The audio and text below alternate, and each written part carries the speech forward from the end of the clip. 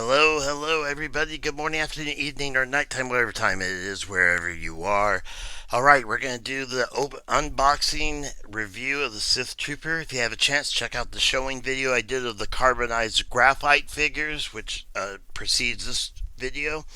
I hope you are having a great time though right now, and I'm finally able to do this because I got my carbonized one. I was afraid my carbonized one would come crushed. This would be the only one I would have of any of a Sith Trooper, and it would be it'd be the only one I'd have boxed. So since the carbonized came, and as you'll see, it wasn't crushed, although it does have one thing that drives me nuts, but still, we're gonna go ahead and I really wanted to see this guy. Let's open them up. Now, first check out the box. One thing they've added to all of them that I can't stand is that 4 plus.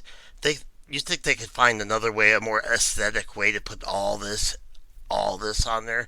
Maybe on the back. I guess maybe there's a new law saying it has to be on the front, even so they could put a stylized 4 plus in the corner, kind of maybe, make it look a little cooler. But anyway, here he sits, and you can see that he's got two guns, so it's just kind of tantalizing. Great photo there. And then, of course, Sith Troop. That's about all they could fit on there. True, Sith True. Number 92. And as I mentioned in the carbonized video, this is a little bit of a spoiler. So close your ears and jump 1 minute ahead if you don't want to hear just what it says here.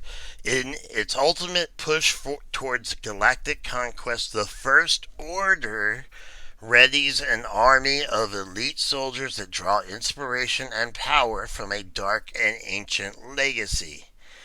Now, to me, that means, we're all the ideas of, oh, these are going to be the guards of the emperor, or they're all have super force powers, or it could just be that they're going to tie it into, maybe it'd be great, the Knights of the Old Republic world, where there were Sith troopers that were just, that's what they called them because the Sith ruled them, which would give the idea that maybe Kylo Ren is officially calling himself a Sith Lord.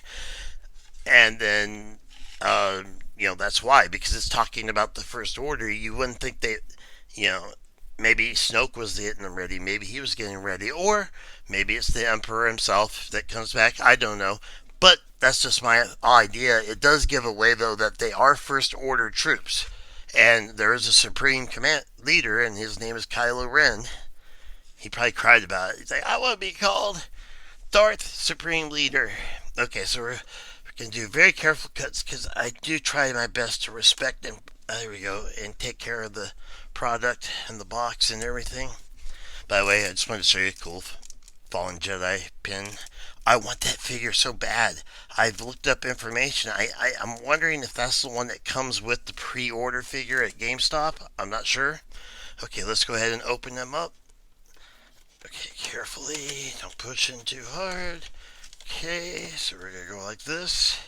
Like this. Ta-da, da-da, da-da. Grab this. Gently. Ta-da. I'm so glad that they don't use all the twist ties anymore, though. And they just use pressure. Although sometimes, one little trick I've figured out is because a lot of these, they put the head underneath a little bit of the plastic, that it's actually easier to start at the bottom, get the legs out. Now you have no choice but to push, but you want to kind of be a little bit gentle. Get the arms up a little bit. Get them through their... Okay, so as we're going through, pushing, there we go.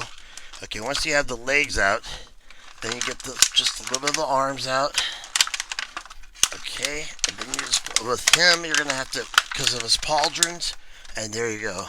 Now, you can fix that by mashing that just all back in to place, and once he's inside there, you're not going to notice, once he's in the box. Now, let's check him out by himself first before we look at the weapons. Alright, the figure, it does have a nice feel to it. Let's do what we always do, the articulation first. I like the shine. It's got a great shine. After looking at the awesome carbonized one, I was a little worried, but the shine is real nice. Check that out. The detail, let's get a focus on that. Check out the detailing there. That's awesome because that shows that the undersuit Okay, so we've got a head that does a full 360 if I wanted it to, but I would recommend never doing that. So you can do that. You have this far down, and oh, hmm. Well, he goes down that far, and he goes up that far. That's it. Without, I can feel the tension. After doing enough figures, I know when, yeah, that's about as far up. You're not going to get him looking up, but of course, we'll check out the rest of this. Okay, the pauldron. Let's see how this works. Will he be able to pull his arm straight out? No. No. No. He'll come out that far. But there, I can feel, as you can see right here, it goes directly into that. And then right there it starts pushing back, and I can feel that loosening when it does it. So he can't get full three. Now this is interesting. You think this? I think this might be like a camera. That each one of them has a camera, a spotlight, a laser. I don't know. Cool design here. You've got this extra armor patch area. The hands. You have a 360 on the hands. You have a ball and hinge in the elbow. So, are we going to be able to crisscross? Come on, dude. All right, so he's going to be able to hold the weapons in both hands. All right, that's a very important thing because a lot of them you can't actually get them to do a proper holding it in front. In other words, doing this and then bringing this one in and having them actually hold the weapon in front. So that'll be cool to check out. So the elbow has that, and it is not double jointed. So be careful, don't go back too far. You do have again that cool like piping undersuit, so it hides the joint really well. I like that. Okay, and you have the upper ball joint with a I don't want to call that ab crunch. That's a mid rib crunch, a mid torso crunch we'll call it, and a little bit of a there you go. So you can get him into. Let's get him into focus first. How about that? Okay, so you can get him over here. You can get him over here. Nice. It's stiff too. It's a nice stiff joint. So that's very cool. Oh, so he doesn't need to move his head up. You can move that joint and he can get a very good looking up as far as he needs to pose if you're doing a diorama or something like that. Okay, so down here we have just this cool little belt. He's got that paneling, little dots. I wonder what those dots are associated with. And in the back he has the typical stormtrooper thing. He has basically this follows the design, but check out the legs and look at the separation of how realistic that is and how well they're hiding the joints. Now let's check out the leg joints. That's just they are limited in the range of motion. That's as far back as you're going to get that leg. I can tell already because that part hits right against the butt protector, the glute plate. There you go. Now you can get them up to a full, almost 90 degrees forward, karate kick. Then you can rotate it out. I would assume no. Okay, there's no rotation, no thigh swivel. Okay, no rotation, no thigh swivel. This one you can also get up and out. You can get them out because that is on a ball. So, okay, and so it stays in it, and that material that's underneath does hide the joint completely. Oh, that is cool though. Okay, so we have look how far back we can get this knee, and then we can bring it all the way back up. And then in conjunction with that, so we have that's just your regular ball joint, but it has a little extra extension with a little extra joint at the bottom of this. Then at the bottom you have a ball joint, swivel, and a hinge. Okay, one thing though, they've done this. They do this with every stormtrooper. I swear. Have you noticed this? Tiny feet. Why the tiny feet? Why, God? Why? Stop giving them such tiny feet. Now this one is kind of cool. It has a little bit of extra detail. Let's get a close up. There we go. So you see that little extra detail where it comes up a little bit. And then from behind, you can see the ball joint, and you can see the swivel of the hinge, all that. So you get that. You can get that foot to the right. You can get the. It does not have a toe hinge though. So, but you can get this up this high, down. I'm assuming. Yep, down all the way there, and then straight up to there. So about 30 degrees up, about 60 degrees down, but you're mainly wanting to do it just to get him so that he's standing up. Someone is messaging me like crazy, and it's like blocking off my view. Stop doing that. Okay, so let's move this over here. Let's check out the weapons. This is a cool figure. Oh, look at that. Look how stable he is. He passes the stability test without even me trying. Okay, so I'm going to go ahead and open these off screen because I want to be able to get both my hands on them without risking hitting the camera. Sorry. Okay, so there we go. Pull that up. Oh, these are cool. Oh, I can't wait to see these. These look mean. I want this skin for my gun in Call of Duty or any Royale game. It kind of looks like something Dr. Disrespect would have, black and red. Okay, you probably have no idea what I'm talking about. Sorry. All right, so that is cool. That's like something out of Doom, or I mean, it's just a lot of things I can think of. A lot of sci-fi stuff that has what appears to be a really like a miniature scope. Okay, that is cool. So he has a place to hold it with both hands. So we're going to try that out in a second. Then he has what would be the E30 or E11, the new version of the E11, but he happens to have, well, it has a scope. It's a one-hander, but it has a thick what looks like a carbine blaster. As you can see, it has these holes in it. So let's go ahead and just quickly check the one-handed weapon. See how easy it is to get it into place. Now he has this trigger finger out. By the way, the hands, not only do they have a rotation, they do have a swivel. So see that? They have a hinge. So the hinge will bring it up and down. So that's very helpful though, because you're going to want to hinge the back one up when holding a weapon with both hands. So what we're going to do is go ahead and get this sucker in like this. As you can see, slide that in and see if we can't just get that. There we go. Finger is in. Okay, he's looking okay. Let's see. Let's get the hand up. Hand is in. Oh yeah, he's looking full. Now I do believe the stormtroopers may have had a discussion, and they're like, hey, our stark white, glossy uniforms are not easy enough to hit, and so we need to go bright red because that will make people not see us as well. I don't know. I love it. It's a great figure. Has a great gloss on it. That holds real well. Takes a good shaking. Does not come loose.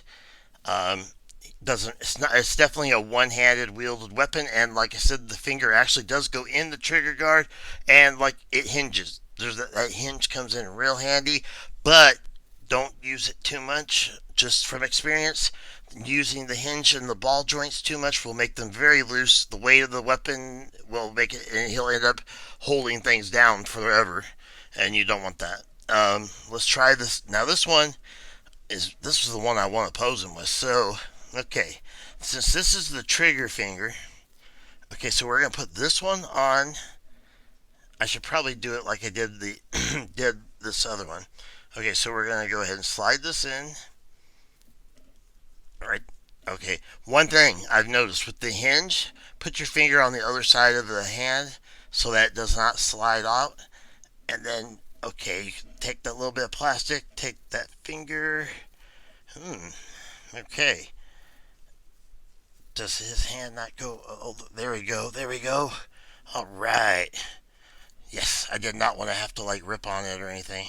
Okay. I really like this figure. I really do. I like this design of this character. Now, okay, I did think that we'd be able to get because of the way they crossed, and with the hinging system, that we would be able to get both hands on the weapon. Um, hmm. Well, we can't. We can give it the appearance, though. See, we can give it the appearance of it that he's holding it with both, and then put him out like this, stabilize him. One thing that I like is that if you notice, he stabilizes himself. The way the ball, that tells you that they put some really good design into the ball joints, the feet, everything. And see, by having him with his arm like that crossed, it gives the appearance that he's holding, the weapon in both hands. This is a very cool figure. It's $19.99. I know Hasbro Pulse has them. I think you can get them with free shipping there. I'm not sure. I know they're for sale $19.99 at almost all the major retailers. So, and then be careful on eBay because El Scalpo Reno's $33, $50, whatever. Be patient. Check Target's website. Check Walmart's website. Check websites plural, singular. Walmart site. I don't know why I'm getting hung up on that. Anyway, just look online at all the usual suspects, and you'll find it for around $19.99. And that in person, it actually looks a little darker, so it's not quite. It's more blood red than candy red, or than Skittles. It's not a Skittles trooper. I think that is cool. Look at that gun, man. He's ready. It's like a miniature saw. So actually, let me try one more time. I know the video's gone long, and I'm sorry, but I really want to give it a try of getting that other hand and just seeing if we can get this other hand into the back of this weapon, which is clearly, well, it looks clearly made to do. So we just gotta get this sucker in. Okay. We'll turn it. Okay, we'll use the hinge. And I'm sure we can get this in here. The plastic is not giving very well. Or it's giving too much, actually. So it's bending the back of the blade. See that? I'm going to have to say for now, the best you're going to really get is a stabilization position. So you could have it like that, have him holding it. And honestly, if you look at it like that, that looks pretty cool to me. Boom. Oh, check him out. That would make a great picture.